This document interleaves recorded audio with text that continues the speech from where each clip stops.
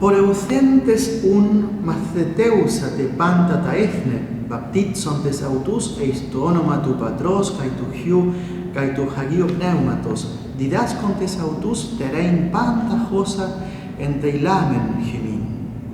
Esto que acabo de leer en griego es prácticamente el final del Evangelio de San Mateo, donde el buen Jesús nos dice: id y haced discípulos a todas las naciones, bautizándolos en el nombre del Padre, del Hijo y del Espíritu Santo, enseñándoles a guardar cuanto os he mandado. En estas palabras Jesús establece ya una indicación que se refiere al magisterio que hay que ejercer en la iglesia. Hay que enseñar, hay que hacer discípulos y enseñar a guardar, a cumplir, a obedecer, a conservar todo cuanto el Señor nos ha mandado. Por eso quisiera hoy hacer una profundización sobre el tema del magisterio, compartiendo con ustedes una serie de citas bíblicas que nos ayudan a profundizar este tema.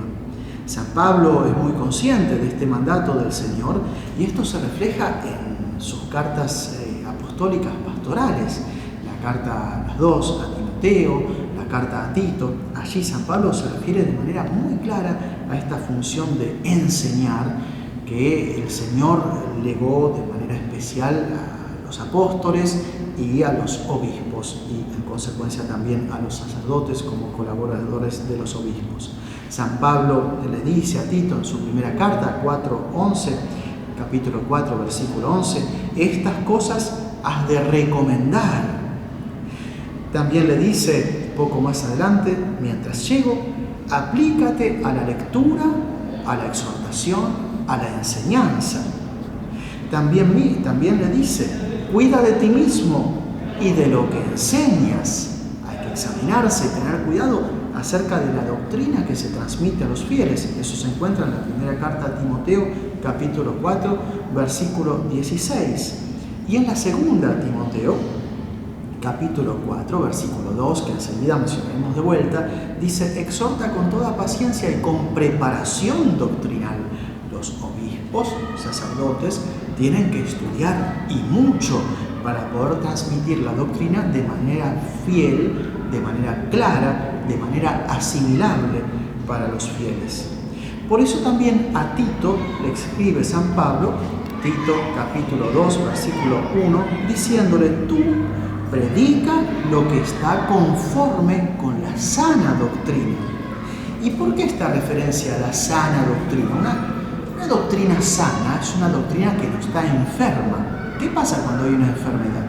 Cuando hay una enfermedad, tenemos algún virus, alguna bacteria, algún factor que viene del exterior que se mete en el organismo y empieza a hacer que el organismo no funcione bien, le empieza a hacer daño, le empieza a impedir que tenga su equilibrio.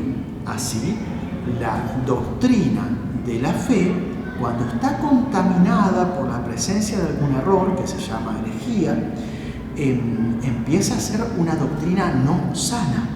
Entonces, San Pablo exhorta a que la doctrina se transmita bien, a que se transmita la doctrina sana. ¿Por qué lo hace? Porque San Pablo sabe, como también San Pedro y también los otros apóstoles, que en el rebaño de nuestro Señor, a lo largo de los siglos, se irían poco a poco infiltrando malos pastores que procurarían deformar la doctrina, presentando a los fieles una doctrina enferma, no sana, que los llevaría a error. Y esto es muy importante. Quisiera compartir con ustedes algunos textos particularmente claros al respecto. En la carta a los Hebreos, capítulo 13, se dice explícitamente, acordaos de vuestros dirigentes que os anunciaron la palabra de Dios y considerando el final de su vida, imitad su fe. Muchos de ellos dieron testimonio con el martirio, por eso el heroísmo en la defensa de la verdad, de la verdadera fe, de la sana doctrina. Y San Pablo sigue, versículo 8, ayer, como hoy, Jesucristo es el mismo y lo será para siempre. ¿Por qué dice esto? Porque la doctrina de la fe no cambia.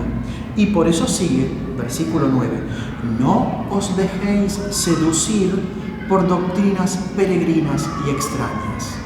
¿Por qué esto? Porque va a haber malos pastores que van a inventar cosas según los deseos de sus corazones, pero que no van a reflejar la verdadera doctrina de nuestro Señor. Y estas falsas doctrinas son seductoras. Por eso San Pablo dice, no os dejéis seducir, no os dejéis engañar. Hay otro texto particularmente importante. En la segunda carta a Timoteo, capítulo 4, San Pablo dice a Timoteo, te conjuro en presencia de Dios y de Cristo Jesús, que ha de venir a juzgar a vivos y muertos, es decir, tengamos cuenta de que el Señor nos va a juzgar también acerca del contenido de la doctrina que hubiéramos enseñado. Entonces, Jesús, que ha de venir a juzgar a vivos y muertos, te conjuro, proclama la palabra, insiste a tiempo y a destiempo, reprende, amenaza, es decir, si no te convertiste vas a condenar, exhorta con toda paciencia y doctrina. ¿Por qué? Sigue San Pablo, inspirado por el Espíritu Santo, no es un invento mío, está en la Biblia. Segunda carta a Timoteo, capítulo 4, versículo del 1 al 4. Sigo leyendo. Porque vendrá un tiempo en que los hombres no soportarán la sana doctrina, no la van a tolerar, sino que, arrastrados por sus propias pasiones, se buscarán maestros por el prurito de oír novedades, apartarán sus oídos de la verdad y se volverán a las fábulas, la falsa doctrina. Claro, movidos por las pasiones, nos vamos a buscar malos sacerdotes que me digan, sí, la homosexualidad ahora está bien, los tiempos cambiaron, el adulterio ya no es pecado, los tiempos cambiaron. Falsas doctrinas, doctrina enferma, no es la sana doctrina. Son malos pastores que engañan los corazones de los fieles. Jesucristo es el mismo ayer, que hoy y para siempre. Primera carta de San Pablo a Timoteo, capítulo 3, versículo 1 y 2. El Espíritu dice claramente que en los últimos tiempos algunos apostatarán de la fe, es decir, rechazarán la verdadera doctrina de la fe, entregándose a espíritus engañadores y a doctrinas diabólicas. ¿Y por qué esto? Por la hipocresía de embaucadores, es decir, personas que van a predicar para engañarnos, embaucadores que tienen marcada a fuego, cauterizada, ya enferma, profundamente enferma, su propia conciencia.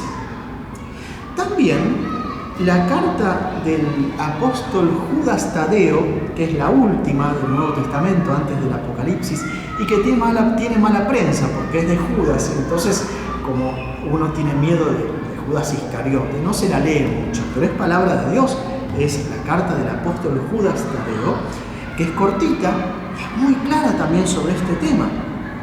Queridos, empieza la carta, tenía yo mucho empeño en escribiros acerca de nuestra común salvación.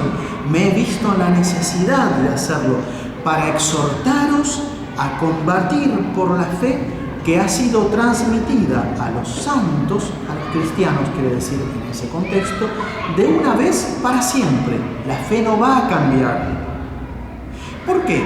Porque se han introducido solapadamente algunos que hace tiempo la Escritura señaló ya para esta sentencia. Son impíos que convierten en libertinaje la gracia de Dios y niegan al único dueño y Señor Jesucristo. Jesucristo es uno más, como Buda, como el Mahatma Gandhi, es una opinión, igual como Mahoma. No, es el único dueño y Señor Jesucristo. La gracia de Dios no es excusa para libertinaje. Dios te ama, igual, haz lo que quieras, viví como quieras. No, el apóstol San Judas nos dice, no, esto está en la Biblia. Sigue el texto, son murmuradores, viven según sus pasiones, Su boca dice palabras altisonantes, adulan por interés, dicen a los pecadores lo que los pecadores quieren escuchar para confirmarlos en su pecado y evitar la persecución, evitar el contraste, evitar la marginación y obtener también en algunos casos incluso recompensa económica. En cambio, versículo 17, vosotros, queridos, acordaos de las predicciones de los apóstoles de nuestro Señor Jesucristo.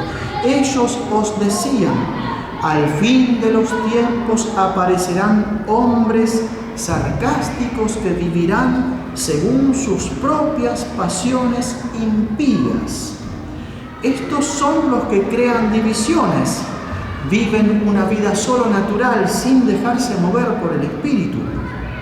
Pero vosotros, edificándoos sobre vuestra santísima fe y orando en el Espíritu Santo, manteneos en el agape, en el amor de Dios, esperando la misericordia de Jesucristo para la vida eterna.